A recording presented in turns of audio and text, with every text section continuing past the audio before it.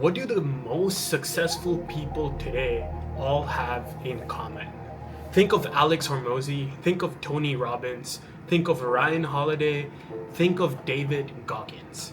They take complete ownership of their lives. Their daily schedules are extremely professional. What does this mean? This means that if you have ambitions, as do I, and you want to push yourself and make it to the top, you don't have too much time, my friend. You see, I am close to my 29th birthday, and I had those ambitions as young as age 18, 19, 21. This goes for people who are older as well. You know, if you're pushing 40, if you're pushing 50, you don't have too much time.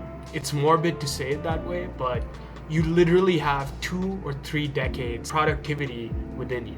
In today's video, I am gonna break down exactly how I set up a very professional life setup or a very professional approach to my life. And this has changed the amount of progress that I can do every single day. The Marcus Aurelius principle. You work from home when needed, you optimize time like a machine, you do not quit your 9 to 5, and you keep the mothership afloat. What do I mean by that? Don't quit your main job, folks. Do not quit your 9 to 5. Do not quit your main gig. If you're a comedian or an electrician, like the main source of your income, do not quit that. But you have complete ownership of your daily hours. Do not let anyone dictate what you do every single hour. What I don't mean by this is ignore your day, your day job or like your work. Do not ignore it. Make sure that you are successful in the bare minimum, at least, of what you are required to do every single day, and then try to do more. Now let's watch if I am able to do that in my daily life. So it is currently 9 a.m. and off to a great start today. Actually, currently Monday morning, I had a really early meeting, a 7:30 a.m. meeting, and luckily I could take that from home. But I'm loving this early morning productivity because I just knocked out the Jake Paul video, the A-roll for it in one take. Maybe it was like 2 takes, but I've been trying to make this video and it just came together really well in the morning. So I might start doing A-rolls in the morning. And yeah, I had some other stuff as well with my career coaching business. I basically replied to a few of my clients, and my next meeting is at 10:30 a.m. But it's a brilliant sunny day in Chicago, so I might actually go get a workout in, take my next call either from home or from office. So we'll see what shakes out. But I'm really liking this vlog format right now. It's gonna be informal, and I'm actually enjoying making vlogs, so I'll take you guys with me. Principle 2, daily physical dominance, the Alex Hormozi protocol. One of my favorite modern day millionaires, soon to be a billionaire, or maybe he already is a billionaire, is Alex Hormozi. And he's a crazy motherfucker just like me. A lot more crazy. And you know, his output is insane. He's building acquisition.com. He is building school. He is literally the GOAT modern day entrepreneur, influencer, whatever you want to call him, in the business realm. He's taken the throne from Gary Vaynerchuk, let's just put it that way, right? But he does not compromise on physical standards. Extremely high level of fitness, and as someone who is just about to hit his 30s, I cannot stress this enough. Whatever you're going through in life, right? Whatever it is, you will have stressors 10x the times of what you did in your early 20s or your teens, right? There's gonna be relationship problems, there's gonna be financial problems, there's gonna be stress. The best way to optimize and deal with these stressors is to have a good physical regimen. I try to hit bare minimum every single day, 800 calories on my Apple Watch tracker. I know this might not be ideal, but this is what I shoot for. And I try to get in 2 sessions or 1 session of weightlifting and 1 session of cardio, 5 miles on the elliptical. This is the ideal. Now let's see what actually happens when I try to execute this. It is currently 9:18 a.m. Next meeting is at 10:30. I might not actually have time to do weightlifting because I do want to make that meeting. It's pretty important, stand up with my boss. But we're gonna try to get in at least 3 miles of cardio, maybe 4, and maybe do weights later in the office because I have a nice office gym, or later in the evening. I do have a career coaching call client.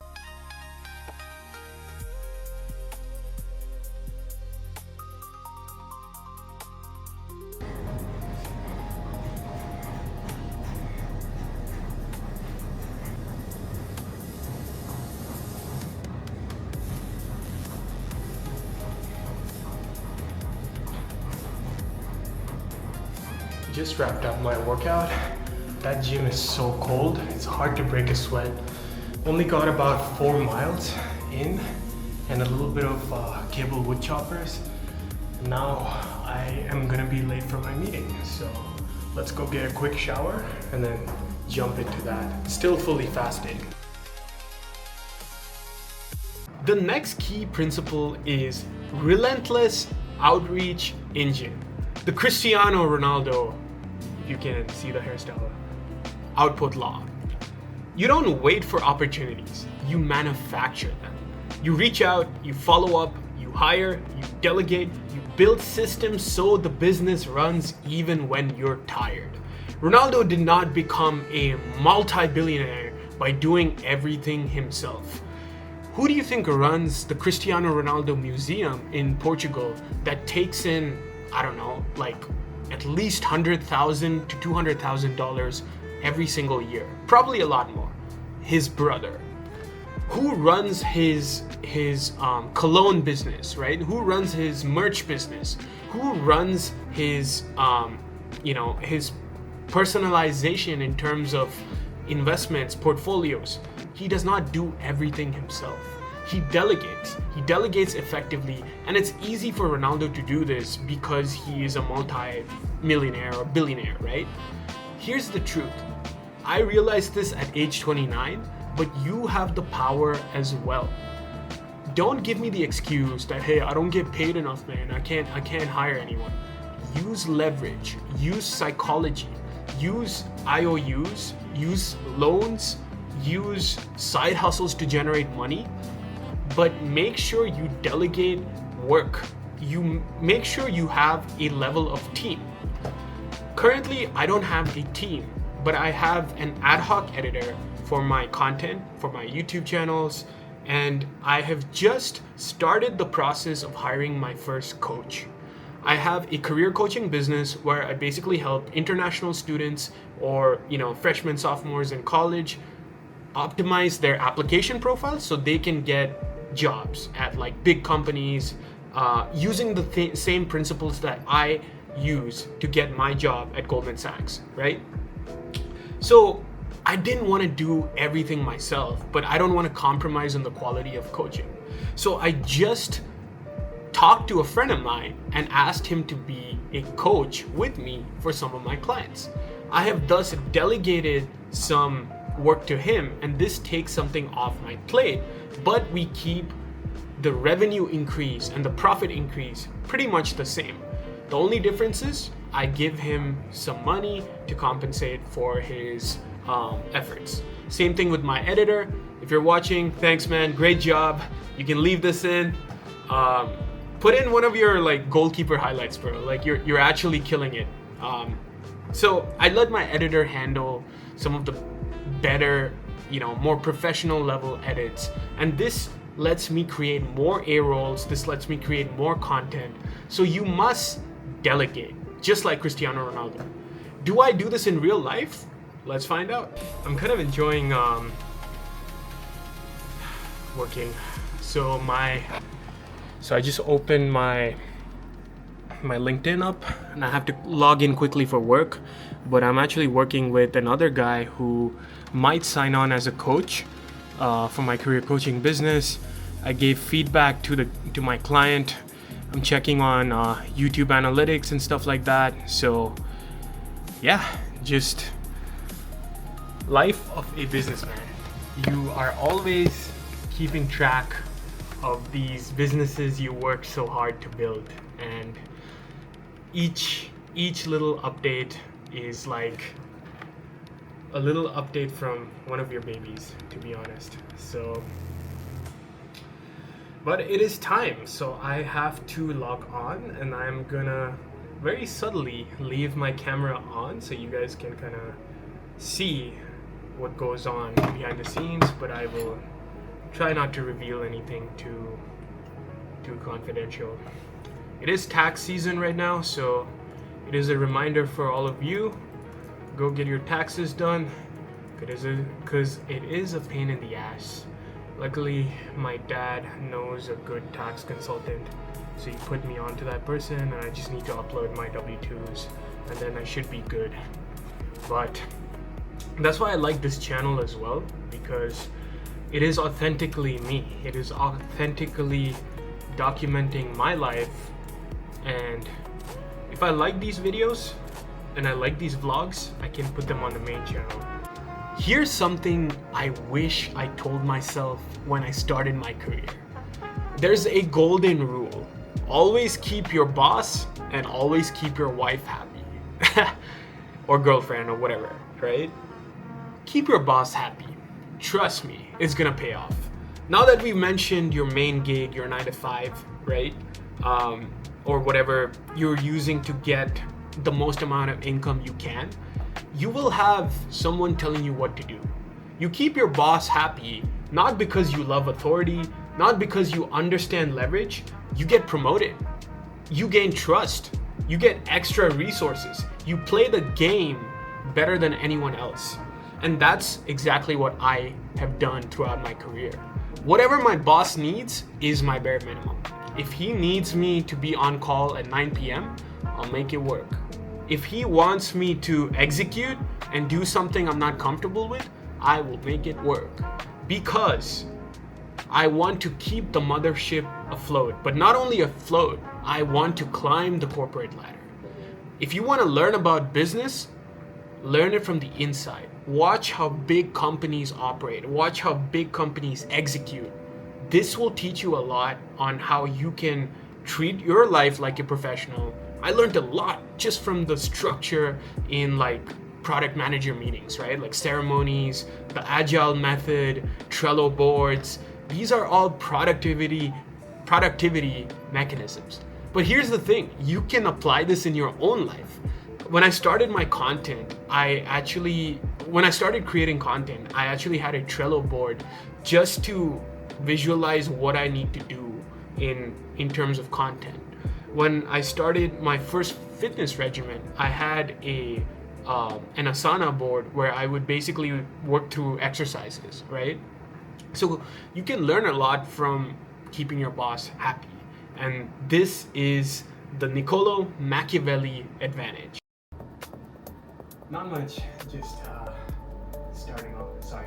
Just tried to make sure that, I was checking on that email, sending out that email, scheduling, stuff like that.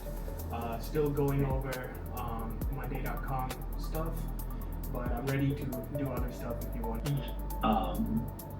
But it's okay, I think. Can you give me 1 sec? I'm just gonna get some. Of course. Go. Yeah, don't worry about it. Done with stand-up. That was good. Handled business. Yeah, he didn't love the work from home thing, so I'm gonna have to go into office tomorrow, but he was subtle about it. He's working from home too, so I'm like, alright. But I'm not gonna rock no boats, so we're gonna go in tomorrow. But next thing on the agenda, I am starving, so let's go get some food. I should be cooking something, I should be cooking, but I'm doing this intermittent fasting, so I might just eat one meal outside. Don't judge me, but actually do judge me and hold me accountable. Leave a comment below saying how I was a bitch for not cooking today, and we'll see if I change that going forward. But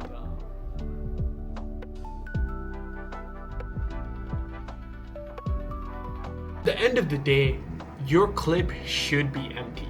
No energy left to waste, no curiosity of what if I tried harder. You already did. You don't have to save energy, you spend it with intention. So, as I said before, your 20s will pass by like this. Your 30s are gonna pass by even faster. It's already spring. Like, winter just started, yo. Like, I'm not even halfway through my cut right now, you know? Like, we looking a little bit skinnier, but like, you see how fast time passes? You must empty the energy clip every single day. By the end of every day, you want to feel tired. Let's see if this happens to me. And that's it. Client call done. 5 p.m. I am tired. But yeah, I'm just gonna call my parents, call my girlfriend, and then try to do something physical. So I might just go out and talk with you guys. But it's a good feeling. It's a productive feeling. Achieved a lot today. Still have to finish the Jake Paul edit, so I will do that later tonight. But I'm just gonna take a break and like walk around. Okay, so the next task is actually cooking some food, but I'm giving it a shot. Probably just gonna go for some tofu stir fry today. I do like stir fry when they make it in the office. This is a stir fry. It's a paneer bhurji stir fry. The Gary Vaynerchuk doctrine. Document, don't perform. You make everything content. This is content. Me working out is content. Not fake guru content, not Lambos. Real work. Why not document your real work? What you do every single day. Why not document it? Yeah, there's gonna be a lot of retards who are gonna be like, yeah, you know, like, I don't wanna watch this dude do his 9 to 5. Great. Click off my page, yo. This is for the people who basically are ambitious. They want to crack the code. They're gonna be 35 and working in Walmart in no time. But for the people who want to do more, you want to document what your life looks like. I want to see what my life was like a year ago. If I go back to my main channel, I can see videos of how I used to talk, how I was so slow, and how I was like a robot, right? I would just read from the script that I had made, and this made me a horrible YouTuber, right? Now, I'm talking like I don't give a fuck because I want to get you this content. I want to document how I'm progressing. Because we're all gonna be old, man. Like memento mori, you know? We're gonna die soon. Strategic recovery. The Naval Ravikant reset. You don't burn out, you cycle intensity. Naps, food, silence. You insert mental rest stops so you can go harder, longer. Rest is not weakness, it's optimization. Naval Ravikant has bitch titties, but he's a smart man. He doesn't push himself too hard, you know? He's an investor, he's killing it, right, in Silicon Valley. But I'm pretty sure if Naval Ravikant had a day in San Francisco, he's gonna go to one of those nap pods, he's gonna put the little nap pod thing over him, and he's gonna knock out for two hours listening to like fucking Bollywood music or some shit. Like that's how Naval Ravikant lives his life. And the same for me. Okay, it is now 3:59 p.m. As usual, I am vlogging 1 minute before my next meeting.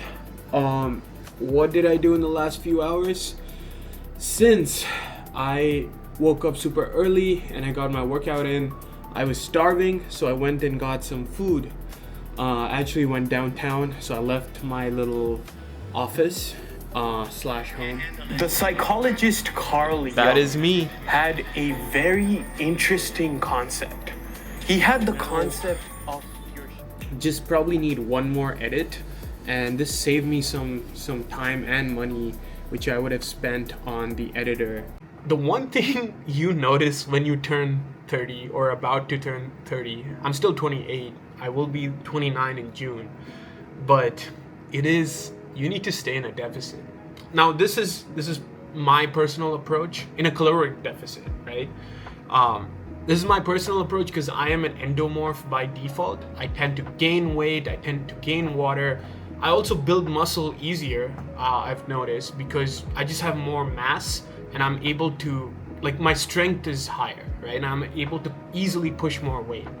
I naturally have pretty good calves from carrying 190 pounds, every single day. So I need to be in a caloric deficit every single day if I want to hit my goals. I've kind of yo-yoed a lot in terms of weight over time, but the most optimal and sharpest that I was, or best looking, visually, was around age 22, 23, maybe 24, 25. From age 22 to 26 is before I got into my long-term relationship. Basically, I was in shape because I was around 180 pounds at 6 feet tall, right? Right now I'm 190. So I have 10 pounds of fat, basically, that I'm trying to cut. And the best way I can do this is by staying in a caloric deficit every single day. This is harder than it looks, right? Because I'm vegetarian, I'm trying to maximize at least 170 or 180 grams of protein every single day. I've been tracking macros pretty much every day, trying to cut down for summer, and I actually was in a deficit yesterday, but kind of doesn't feel like it yet. That just means my workout wasn't intense enough. It says I burned like 500 calories, but I'm gonna have to probably do an evening workout, which is annoying as fuck, but keeps me sharp. Final principle of how I like to end my days every single day, the FIFA cooldown. At the end of the day, you unplug, podcast on, controller in hand, not to escape life, but to recover from dominating your goals.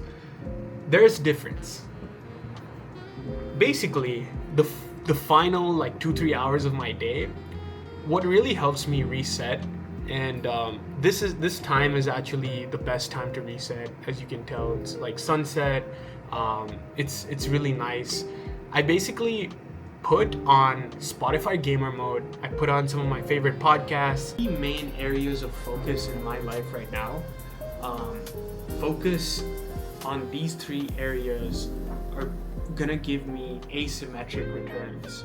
And everything I'm doing, I'm choosing to do. And everything I'm doing now, I would do broke. I have done broke. Just look at the old videos on this channel. Thank you for watching, and see you at the top. Peace.